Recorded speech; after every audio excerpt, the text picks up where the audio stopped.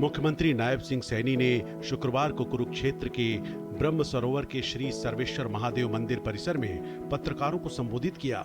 इस दौरान सीएम नायब सिंह सैनी ने कहा कि गीता मनीषी स्वामी ज्ञानानंद जी महाराज के प्रयासों से गीता का प्रसार बढ़ा है। भारत ही नहीं बल्कि Mauritius, Britain, Canada, Australia, Sri Lanka और जापान समेत अनेक देशों में अंतर्राष्ट्रीय गीता महोत्सव का भव्य आयोजन हो चुका है।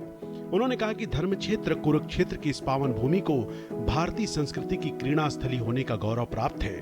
धर्म क्षेत्र कुरुक्षेत्र की इस पावन भूमि को भारतीय संस्कृति की क्रीड़ा स्थली होने का गौरव प्राप्त है।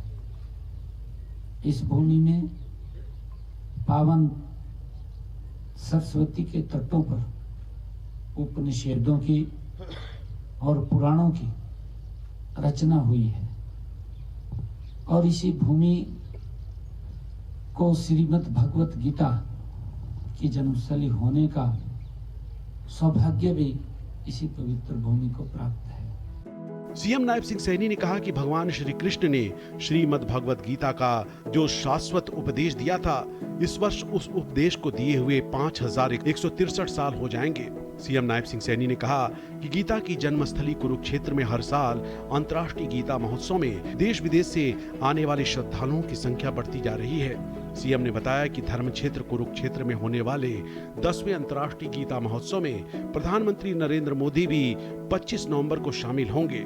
हमारे लिए ये बड़े गर्व की बात है, गौरव की बात भी है कि वे इस बार 25 नवंबर को देश के यशस्वी प्रधानमंत्री आदरणीय नरेंद्र मोदी जी इस महोत्सव में शामिल हो रहे हैं।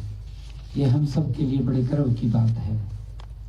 धर्म क्षेत्र कुरुक्षेत्र 48 कोस की परिधि में ये फैला है। इस क्षेत्र में अनेक महाभारत कालीन तीर्थ स्थल हैं। सीएम नायब सिंह सैनी ने कहा कि इस बार अंतर्राष्ट्रीय गीता महोत्सव में मध्य प्रदेश सहयोगी राज्य की भूमिका में है। मध्य प्रदेश अपनी समृद्ध धार्मिक और आध्यात्मिक संस्कृति के लिए विख्यात है। ऐसे महान सांस्कृतिक परंपराओं वाले राज्य का अंतर्राष्ट्रीय गीता महोत्सव में सहयोगी राज्य बनने से इस महोत्सव की गरिमा और गौरव कई गुना बढ़ेंगे। इस बार अंतर्राष्ट्रीय गीता महोत्सव के माध्यम से महोत्सव में जो हमारे हर वर्ष एक पार्टनर स्टेट के रूप में कोई न कोई राज्य आता है, एक पार्टनर कंट्री के रूप में कोई न कोई देश आता है। इस बार पार्टनर स्टेट के रूप में मध्य प्रदेश राज्य की भूमिका में वो रहेगा।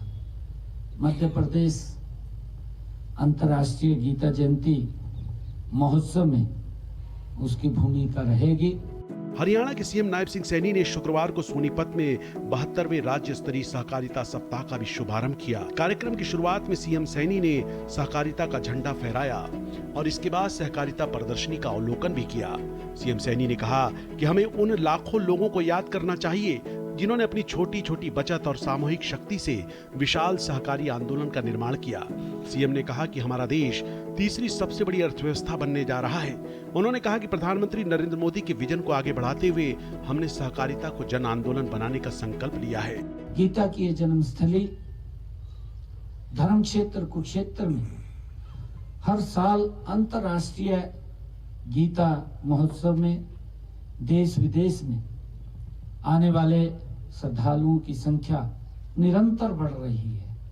हम देख भी रहे हैं, इसलिए हर साल जो प्रबंध भी व्यापक स्तर पर किए जा रहे हैं। हरियाणा के सीएम सैनी ने अमर बलिदानी दादा कुशाल सिंह दहिया के 350वें बलिदान दिवस पर सोनीपत जिले के राई में आयोजित राज्य स्तरीय कार्यक्रम में भी हिस्सा लिया। सीएम ने युवाओं से आह्वान किया कि वे दादा कुशाल सिंह दहिया जैसे वीरों के आदर्शों से प्रेरणा लें और भारत को विश्व गुरु बनाने के संकल्प के साथ अपने धर्म, संस्कृति और देश की गरिमा की रक्षा के लिए सदैव तत्पर रहें। सीएम सैनी ने कहा कि बड़ खालसा स्मारक परिसर राई को एक राष्ट्रीय स्तर के प्रेरणा केंद्र के रूप में विकसित किया जा रहा है, ताकि आने वाली पीढ़ियां इस महान बलिदान से निरंतर प्रेरणा प्राप्त करती रहें।